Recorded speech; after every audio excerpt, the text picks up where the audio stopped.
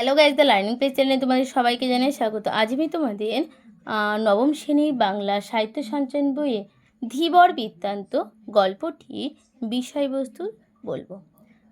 বইটা পুরনো, একটু দাগ দেওয়া আছে, একটু বুঝে নিও। ধীবর বৃত্তান্ত গল্পটি কার লেখা? কালিদাসের লেখা। এই ধীবর যে বৃত্তান্ত, এই গল্পটি অভিজ্ঞান শকুন্তলমের একটা অংশ এখানে দেওয়া হয়েছে। ধীবর বৃত্তান্ত কালিদাসের লেখা। কি বলেছে এখানে? কার কার চরিত্র আছে? এটা একটা নাটক আমরা বলতে পারি। রাজ্য শালকের একটা চরিত্র আছে, রক্ষী, আর ধীবর, মানে ধীবর একটা পুরুষ, তার এখানে চরিত্র আছে। একটা অভিজ্ঞান শকুন্তলমে পূর্ব কাহিনীটাই এখানে আমাদের বর্ণনা করেছে। এবার আমরা গল্পটা শুরু করব। ধীবর বৃত্তান্ত যে পূর্ব কাহিনী এখানে রয়েছে, অভিজ্ঞান শকুন্তলমের নায়িকা শকুন্তলা ঋষি বিশ্বামিত্র ও স্বর্গের অপ্সরা মেনকার সন্তান। জন্ম থেকে পিতামাতা পরিত্যক্ত শকুন্তলাকে মহর্ষি কর্ণ প্রতিপালন করেন।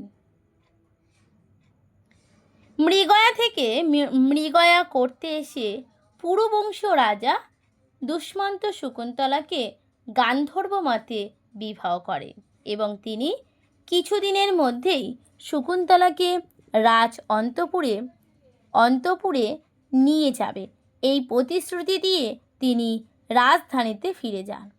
যাওয়ার সময় বিবাহে স্মারক স্বরূপ দিয়ে যান রত্নখচিত রাজ অঙ্গুরি, যাতে রাজার নাম খোদাই করা ছিল। একদিন শকুন্তলা যখন পতির চিন্তায় মগ্ন ছিলেন, তখন দুর্বাসা মুনি আশ্রমে উপস্থিত হন। অতিথির যথোচিত সৎকার না হওয়ায় মহর্ষি দুর্বাসা অভিশাপ দেন, শকুন্তলা যার কথা এক মনে চিন্তা করছেন সেই ব্যক্তি স্মরণ করিয়ে দিলেও তাকে চিনতে পারবে না। পরে অবশ্যই সখী পিয়ংবদার অনুরোধে অভিশাপ কিছুটা শিথিল হয় এবং কোনো স্মারক দেখতে পারলে রাজা শকুন্তলাকে চিনতে পারবেন। স্মারক মানে হচ্ছে কোনো প্রমাণ। এই অবস্থায় হয়। অভিশাপে বৃত্তান্ত অবস্থায় শকুন্তলা অগোচরে থাকে। মহর্ষি কর্ণ আশ্রমে ফিরে শকুন্তলার বিবাহ অনুমোদন করেন এবং শকুন্তলাকে পতিগৃহে প্রেরণের আয়োজন শুরু হয়। আশ্রমে দুই ঋষি শকুন্তলাকে পৌঁছে দিতে চান। সঙ্গে থাকেন শকুন্তলার ঋষি মাতা গৌতমী।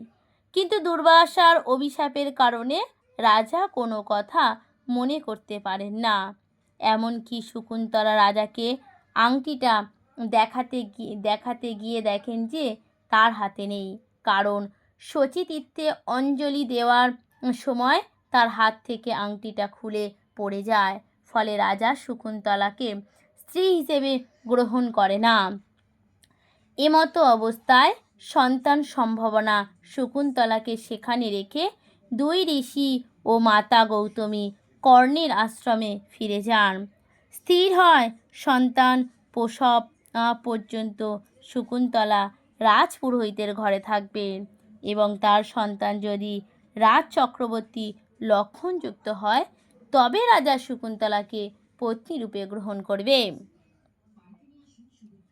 এই সময় কন্দরাতা শকুন্তলাকে এক জ্যোতিময়ী রমণী আকাশপথে অপ্সরা তীর্থে নিয়ে যায়। এখানেই এই যে আমাদের যে অংশটা আছে, মানে ষষ্ঠ অঙ্কে, এই ষষ্ঠ অঙ্কে আমাদের এটুকানি শেষ। আর কিন্তু আমাদের এই ধীবর বৃত্তান্তে বলা নেই। বাকি অংশে আমরা কিন্তু শকুন্তলা বাকি অঙ্কগুলোতে আমরা পাবো। এটুকানি তোমাদের এই গল্প আমি তোমাদের খুব ছোট করেই বুঝিয়ে দিয়েছি, যাতে তোমাদের বোঝার সুবিধার্থে, যাতে তোমরা এইটুকানি গল্প বিস্তারিত খুব কম সময়ের মধ্যে বুঝতে পারো, তাই আমি তোমাদের বুঝিয়ে দিলাম। কারণ যদি তোমাদের লাইন ধরে ধরে বলি তাহলে ভিডিওটা অনেকটা বড় হবে। ভিডিওটা বড় হলে তোমাদেরই একটু সমস্যা হবে। তাই এই পর্যন্ত যদি তোমরা কমেন্ট করে জানাও তাহলে আমি তোমাদের লাইন ধরে ধরে পরে বুঝিয়ে দেবো।